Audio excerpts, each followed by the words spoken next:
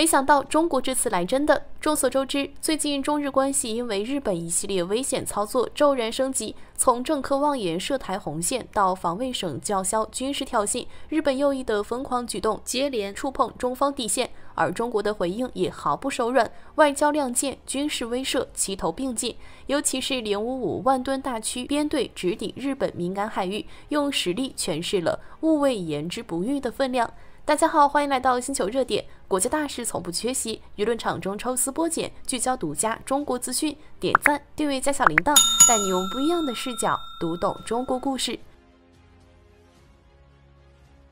刚用台海挑衅完中国，没想到日本政坛的言论又来刷新小编的认知，其中最离谱的莫过于防卫省官员击沉福建舰的论调。据日本产经新闻、时事通讯社等主流媒体披露，一位防卫省高官公然放话，若中国福建舰参与台海相关行动，日本自卫队将配合美军优先对其实施打击，企图以此阻挠中国统一进程。这番言论堪称本世纪最荒诞的军事幻想。先不说福建舰作为中国自主设计建造的首艘电磁弹射型航母，满载排水量超8万吨，配备先进的舰载机、防空反导系统和电子战设备，具备强大的区域防空和对海打击能力。单就日本自卫队的实力而言，根本不具备与中国海军抗衡的资本。要知道，福建舰的舰载机起飞效率、雷达探测范围、编队协同作战能力均处于世界先进水平，而日本目前最先进的驱逐舰吨位不足7000吨，且缺乏航母作战体系支撑。更讽刺的是，日本自卫队自成立以来从未有过实战经验，所谓击沉福建舰的说法，无异于蚂蚁扬言要绊倒大象，只能沦为国际社会的笑柄。更可笑的是，日本在抛出这番狂言时，似乎忘了自身的军事限制。根据和平宪法，日本自卫队不得拥有进攻性武器。日本所谓的防御能力，在解放军的绝对实力面前不堪一击。有军事专家测算，福建舰编队配备的舰载机、护航舰艇导弹系统，可在数百公里外对来犯目标实施精准打击，日本舰艇根本无法靠近作战半径。就在日方沉浸在挑衅快感中时，中国海军用实际行动给出了回应。日本自卫队11月10日通报，在距离鹿儿岛海岸仅70公里的海岸，发现中国海军舷号794的天狼星号 815A 型电子侦察船。这艘具备强大电子侦察和干扰能力的舰船于11月8日凌晨悄然现身。而这一天正是日本首相高市早苗发表涉台挑衅言论的次日。作为解放军的海上情报先锋，815A 型电子侦察船曾多次近距离观摩外军军演，它的出现往往意味着后续有更大动作。果不其然，11月11日，日本海上自卫队在同一航线发现一支中国海军大型编队，由055型万吨大驱鞍山舰、054A 型护卫舰临沂舰和903A 型综合补给舰东平湖舰组成的舰艇编队，正穿越大隅海峡浩浩荡荡驶来。这款被军迷称为带刀侍卫的万吨巨舰，满载排水量达 1.2 万吨，配备112单元垂直发射系统，可发射防空、反舰、反潜、对陆攻击导弹，综合战力位居全球驱逐舰前列。更关键的是，055大驱的雷达探测距离、导弹射程均远超日本同类舰艇，反潜防空能力可有效保障航母编队安全。而反舰导弹则能对敌方舰艇形成压倒式优势。更让日方坐立难安的是，盐城海事局同期发布航行警告，宣布在黄海中部开展实弹射击演练，射击区域距离日本本土仅300海里。与以往不同的是，此次演练并未标注例行性、不针对特定国家等表述，针对性不言而喻。而当055大驱编队抵近日本近海时，此前叫嚣最凶的日本自卫队彻底失声。据日方披露，其海上自卫队仅在远距离进行了观测，未敢派出舰艇抵近拦截，甚至连侦察机都不敢近距离飞行。这种嘴硬手软的表现，彻底暴露了日本右翼外强中干的本质，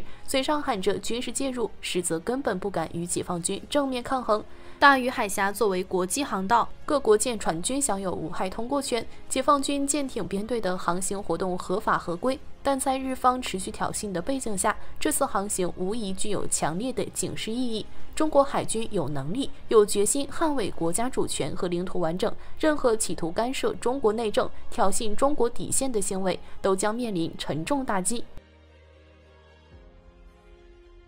大家都知道，日本近期之所以敢如此疯狂挑衅，核心在于首相高市早苗的强硬表态。11月7日，高市早苗在国会上公然宣称台湾有事就是日本有事，这番言论直接践踏了一个中国原则，触碰了中方核心利益红线。高市早苗之所以敢冒天下之大不韪，背后的底气来源无非两点：一是寄望于美日同盟，认为美国会为日本撑腰；二是高估了日本自身的军事能力，妄图通过炒作中国威胁论提升自身支持率。但现实很快给了他一记响亮的耳光。先说说所谓的美日同盟，这不过是日本一厢情愿的幻想。美国前总统特朗普曾公开表示，很多盟国根本算不上朋友。这番表态直接戳破了美日同盟的虚伪性。事实上，美国在台海问题上始终保持模糊态度，其核心诉求是遏制中国发展，而非为日本火中取栗。有分析指出，中美此前的釜山会晤已就台海问题形成一定默契。美国清楚知道台海问题是中国核心利益，不会为了日本的挑衅而与中国发生直接军事冲突。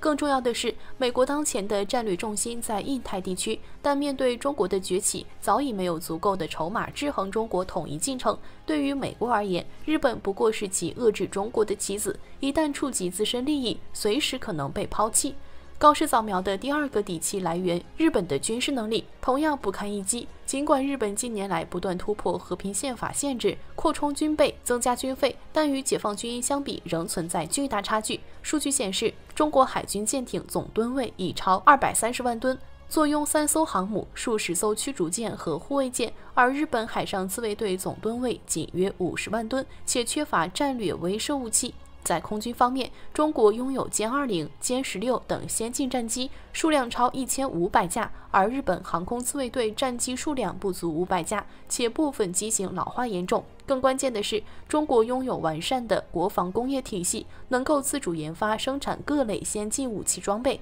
而日本的军事工业严重依赖美国，核心技术和关键零部件受制于人。而就在高市早苗发表挑衅言论后，中国驻大阪总领事薛健果断亮剑，引用联合国宪章第107条敌国条款指出，若日本再现侵略迹象，战胜国有权不经安理会批准对其采取军事行动。这一表态直接点中了日本的要害。因为该条款明确规定，中国作为二战战胜国，对日本拥有军事占领、驻军及管制的合法权利，且至今未被废除。薛健总领事的正义发声，瞬间让日本右翼陷入集体破防。日本媒体和部分政客对他进行了无端指责和恶意攻击，产经新闻等媒体更是煽风点火，要求日本政府将薛健驱逐出境。这种反应堪称荒唐。日本作为二战侵略国，至今未对侵略历史进行彻底反省，反而对战胜国的正义警告说三道四。值得注意的是，日本对薛健总领事的攻击并非孤立事件，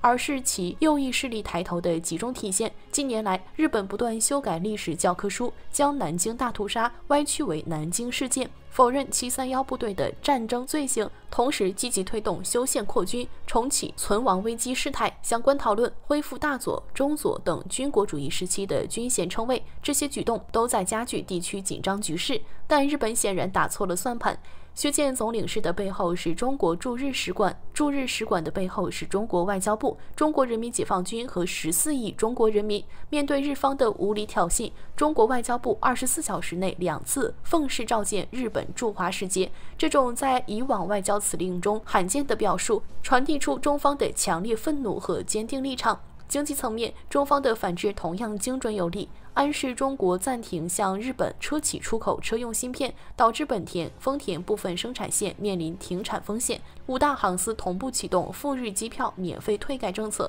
日本旅游业瞬间陷入瘫痪。更重要的是，中方将赴日旅游提示升级为避免前往。这种对日本安全环境的直接否定，也让依赖中国游客的日本相关产业遭受重创。舆论场上，中方更是火力全开。新华社直指高市早苗图穷匕现。新闻联播用3分钟时长严厉警告。解放军报明确指出，日本全国都有沦为战场的风险。央视旗下账号玉渊谈天更是直接质问高市早苗脑袋是不是被驴踢了。而人民日报终生评论使用的3个集齐，用心极其险恶，性质极其恶劣，后果极其严重，和勿谓言之不预更是被视为最后的通牒。要知道，历史上同样的表述仅在1962年对印自卫反击战、1979年对越自卫反击战前被使用。看来这次的中国要动真格了。好了，今天的内容到这里就结束了。如果你喜欢小编的影片，还请大家多多点赞转发，让更多的人一起见证中国进步。关注我的频道，这样既能回顾往期视频，又不会错过之后的精彩内容。那我们下期节目不见不散。